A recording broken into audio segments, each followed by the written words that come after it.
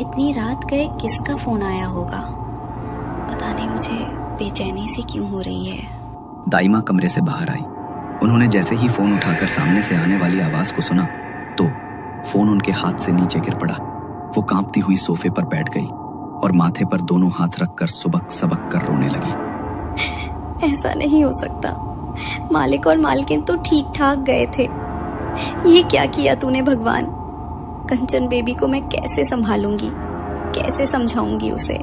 पहाड़ से उन दोनों की गाड़ी स्लिप हो गई थी और मौके पर ही दोनों की मौत हो गई। ये खबर दाइमा कंचन को कैसे सुनाती? दाइमा की रोने की आवाज सुनकर कंचन अपनी आंखें मसलते हुए बाहर दाइमा के पास आ गई। क्या हुआ दाइमा? आप रो क्यों रही हो? बोलो ना, क्या हुआ? कंचन को ये सब बताते हुए दाइमा की जुबान लड़खड़ा रही थी। उन्होंने कंचन को अपने सीने को लगा लिया। अचानक से वो उसे कुछ भी नहीं बता सकती थी, इसलिए उसके माता पिता के शव को जब घर तक लाया गया तब उसे पता लगा कि वो अब इस दुनिया में नहीं रहे। वो रोती हुई दाइमा से जाकर लिपट गई। तभी पीछे से एक औरत ने उसके सर पर हाथ रखा। माता पिता की मौत के बाद चाचा चाची कंचन की देखभाल करने के लिए वहां आ गए थे। दिन गुजरे और धीरे धीरे कंचन के लिए उनका व्यवहार बदलने लगा। हद ही हो गई है। इसे खाना खिलाने के लिए क्या मैं इसके पीछे पीछे ही घूमूंगी? सुबह से रात होने को आई है और इसने एक निवाला भी अपने मुंह में नहीं रखा। लोग क्या कहेंगे? चाची है तो इसे इस तरह रख रही है। तुम लोग समझाते क्यों नहीं हो इसे? मुझे क्या बोझ दे दिया है मेरे सर पर। पारुल, तू भी बैठकर खाना खा ले। मरने दो इसे, अब और सहन नहीं होगा। आप चिंता मत करो मीम साहब, मैं कंचन बेबी को खाना खिला दूंगी। आप पारुल बेबी को खाना खिला दो। मोनिका अपनी बेटी पर तो बहुत प्यार करती थी, लेकिन कंचन के साथ वो बहुत बुरा बर्ताव करती थी। धीरे धीरे कंचन उसकी आंखों में कांटे की तरह चुभने लगी। मैं तो कहती हूँ इस कंचन को ठिकाने लगा देते हैं। इसके मरते ही ये सारी प्रॉपर्टी हमारे नाम हो जाएगी। लेकिन मार तो नहीं सकते ना इसे। इसे मार दिया तो सीधा सीधा शक हमारे ऊपर जाएगा। प्रॉपर्टी तो इससे मैं लेकर रहूंगा। कुछ तो ऐसा करूंगा जिससे सांप भी मर जाए और लाठी भी नहीं टूटे। मोनिका ने कंचन पर हाथ उठाना शुरू कर दिया था, इसलिए दाइमा उसे अब खुद से दूर नहीं करती थी। मैं समझती हूँ कि साहब और मेम साहब के जाने के बाद अब आप ही कंचन बेबी के माता पिता जैसे हैं। उनके ऊपर आपका अधिकार है। छोटा मुंह बड़ी बात बोलूंगी, लेकिन अगर आप उन्हें प्यार नहीं दे सकते तो उनकी जिम्मेदारी मैं ही संभाल लूंगी। आज से वो मेरे साथ ही सो जाएगी। तुम्हारा मतलब ये है कि अब रात को इसके कमरे में इसके साथ तुम सोओगी? अच्छी तरह समझ रही हूँ मैं तुम्हारी चालाकी। रात को यही रुकोगी और चोरी करके भाग जाओगी, है ना? बस करो ये नौटंकी। क्या? ये आप क्या कह रही हैं? मैं इस घर में पिछले 9 साल से काम कर रही हूँ। कंचन बेबी मुझे खुद से भी ज्यादा प्यारी है और उसके साथ ये सब होते हुए देखा नहीं जाता मुझसे। नहीं देखा जाता तो अपने घर ले जाना इसे, चोर कहीं की। कितनी बेशरम है तू। लेकिन तुझे रात को यहाँ रुकने नहीं दूंगी मैं, हरगिज नहीं। तुम जैसे धोखेबाज लोगों का कोई भरोसा नहीं मुझे, समझी? निकम्मी कहीं की। बाहर निकल जा अभी। कंचन को भी अब अपने चाचा चाची के साथ रहना अच्छा नहीं लगता था। उसकी चचेरी बहन पारुल भी उसके साथ अच्छा बर्ताव नहीं करती थी। कंचन अकेली अपने कमरे में बैठी रहती। मोनिका उसे पारुल के साथ खेलने भी नहीं देती थी। कंचन का भी वहां दम घुटने लगा था। कंचन के घर के बगल में ही कंचन के माता पिता ने दाई माँ को एक छोटा सा घर रहने के लिए दिया था। रात को कंचन उनके साथ अब उनके घर में ही रुकने लगी थी। कंचन जब पहली बार दाई माँ के घर गई तो उसे वहाँ कुछ अजीब सा महसूस हुआ। दाई माँ, आपके घर में ये अजीब सी गंध कैसे आ रही है? कुछ खाने की चीज खराब हो गई है क्या? रुक तो जरा, देखने दे मुझे। दाई माँ ने रसोई में सामान टटोला, मगर वहाँ उनको कुछ नहीं मिला। तभी उनका ध्यान बिस्तर के नीचे गया, जहाँ पर एक लाल रंग की पोटली रखी थी। उसे देखकर वो घबराकर दौड़ती हुई आई और पोटली को उठाकर घर के बाहर चली गईं। उन्होंने बाहर से घर का दरवाजा बंद कर दिया और कुछ दूरी पर जाकर एक जगह मिट्टी खोदकर उन्होंने पोटली को मिट्टी के अंदर दबा दिया। अच्छा हुआ जो इस पोटली को कंचन बेबी ने नहीं छुआ, वरना बहुत बड़ा अनर्थ हो जाता। इतनी बड़ी भूल कैसे हो गई मुझसे? ये पोटली कैसे घर के अंदर ही छोड़ दी मैंने?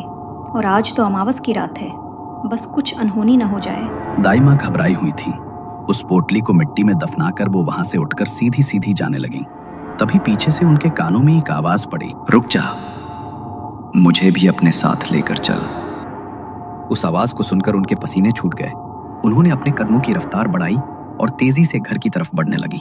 उनके कानों में बार बार पीछे से वो आवाज पड़ रही थी। वो दौड़ती हुई घर के अंदर घुसी और उन्होंने दरवाजे को अंदर से बंद कर लिया। वो हाफ रही थी और बुरी तरह पसीने से भीग चुकी थी। आपको क्या हो गया दाइमा?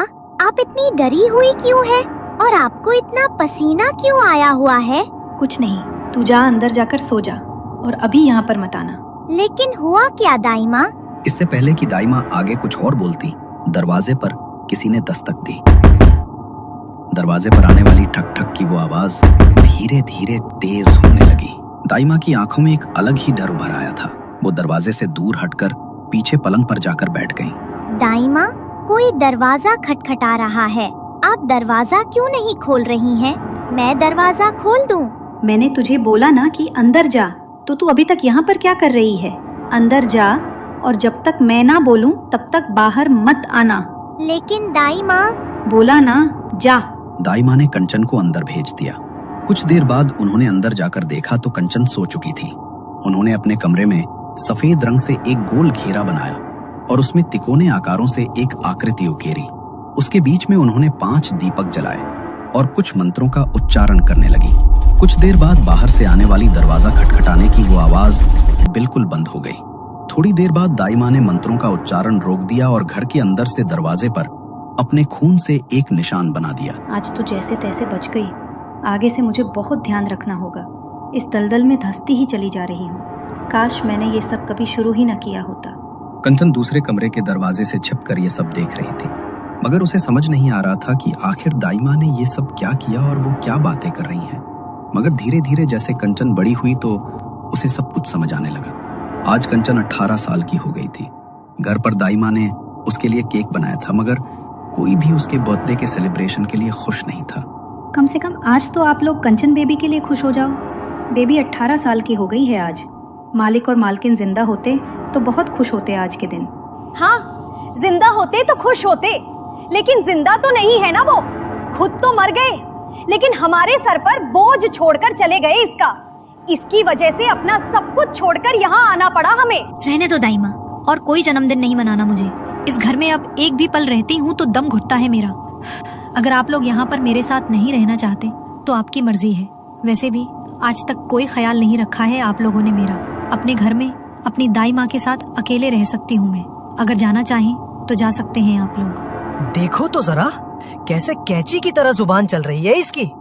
बचपन से लेकर अब तक हमने तेरा ध्यान रखा, और अब जब बड़ी हो गई तो हमें ही यहाँ से जाने के लिए कह रही है। एहसान फरामोश कहीं की। शर्म नहीं आई तुझे ये सब बोलते हुए? ऐसे लोगों को किसी की शर्म नहीं होती। चलो जी अपने कमरे में, बहुत मन गया इसका जन्मदिन। कंचन भी रोते हुए अपने कमरे में चली गई और उसके चाचा चाची अपनी बेटी पारुल के कमरे में गए। आज तो ये 18 साल की भी हो गई। अब तो प्रॉपर्टी अपने नाम पर करवा लो। 10 साल से यहाँ पर रह रहे हैं, इसे संभाल रहे हैं। अब और नहीं कर सकती मैं ये सब। पारुल की आंखों में जलन और गुस्सा साफ झलक रहा था।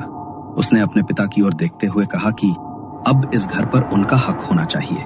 वो बोली कि जब भी कंचन की शक्ल देखती है तो गुस्से से उसका दिमाग खराब हो जाता है। ना ये घर कंचन का रहेगा और ना ही वो उसे फिर कभी यहाँ नजर आएगी। कंचन अब 18 साल की हो गई थी और वो लोग इसी दिन का इंतजार कर रहे थे।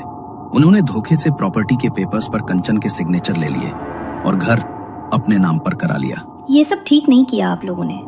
अरे मालिक मालकिन के जाने के बाद आप लोगों को तो उसके माता पिता बनकर अपना फर्ज निभाना चाहिए था, लेकिन तुम तो पैसों के लालची हो। बहुत गलत किया है तुम लोगों ने ये। मैं जानती नहीं थी कि आप लोग इस हद तक गिर जाओगे।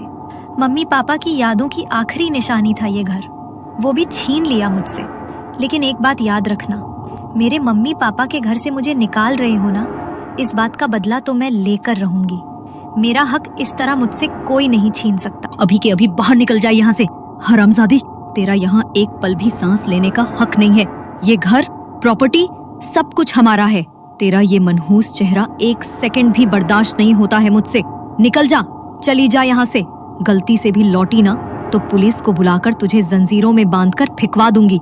बाहर निकल अभी। कंचन रोती हुई दाई माँ के साथ उनके घर आ गई, मगर उन लोगों ने तो वो घर भी हड़प लिया था, इसलिए उन दोनों को किराए पर एक छोटा सा घर लेना पड़ा।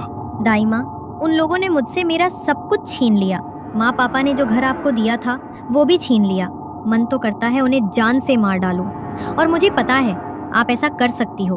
क्या मतलब है तुम्हारा कंचन? मैं जानती हूँ काला जादू, टोना टोटका ये सब करना आपको आता है, तो इसका इस्तेमाल उनके खिलाफ क्यों नहीं करती? आपको नहीं लगता कि उन्हें अपने किए की सजा मिलनी चाहिए? ये तो क्या बोल रही है कंचन बेटा, मुझे ऐसा कुछ भी नहीं पता। और ये काला जादू, टोना टोटका ये सब बहुत खतरनाक होता है। अगर एक बार इसके अंदर फंस जाओ तो इससे बाहर निकलना असंभव है। इस सब के बारे में मत सोच, किसी वकील से बात कर, अब तो वही इसमें तेरी कुछ मदद कर सकते हैं। मैं हर वकील से बात कर चुकी हूँ दाइमा, लेकिन कोई मेरी मदद नहीं कर सकता।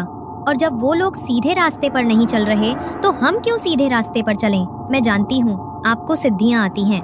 10 साल में हर रात मैंने आपको उन क्रियाओं को करते देखा है, आत्माओं को आपके दरवाजे पर दस्तक देते सुना है। जब आप मेरी मदद कर सकती हैं तो आखिर मना क्यों कर रही हैं? क्या आपको मेरी हालत देखकर बुरा नहीं लग रहा? क्या आप मेरा अच्छा नहीं चाहती?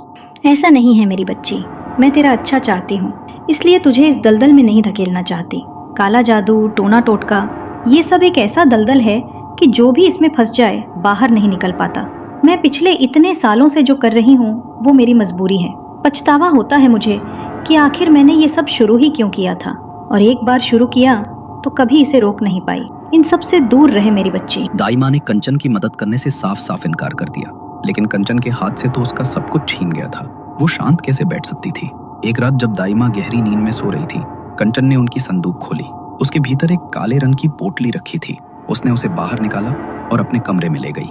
भले ही आप मेरी मदद ना करें दाइमा, लेकिन मैंने इतने साल आपको देख देख कर वो सब सीख लिया है जो आप मुझे करने से रोकना चाहती हैं। भले ही इसका अंजाम मेरे लिए जो भी हो, लेकिन मेरे साथ जो ये सब हुआ है इसका बदला तो अब मैं लेकर रहूंगी। कंचन के हाथ लग गई है वो काली पोटली जिसे दाई माँ सालों से छिपा कर रखती थी। उसमें है क्या? दाई माँ मना करती रही, रोकती रही, पर अब कंचन का दर्द, उसकी बदले की आग उसे उसी रास्ते पर ले जा रहा है जहाँ से कोई वापस नहीं आता। क्या दाई माँ अपना पुराना काला जादू फिर शुरू करने को मजबूर होंगी, या कंचन खुद अंधेरे की रानी बनने की राह पर चल पड़ी है? और सबसे बड़ा सवाल, कंचन का पहला निशाना कौन होगा? चाची मोनिका या कोई और जिसका सच अभी तक किसी को नहीं पता? जानने के लिए देखिए कंचना पार्ट 2, जहां बदला काले मंत्रों में बदलने वाला है।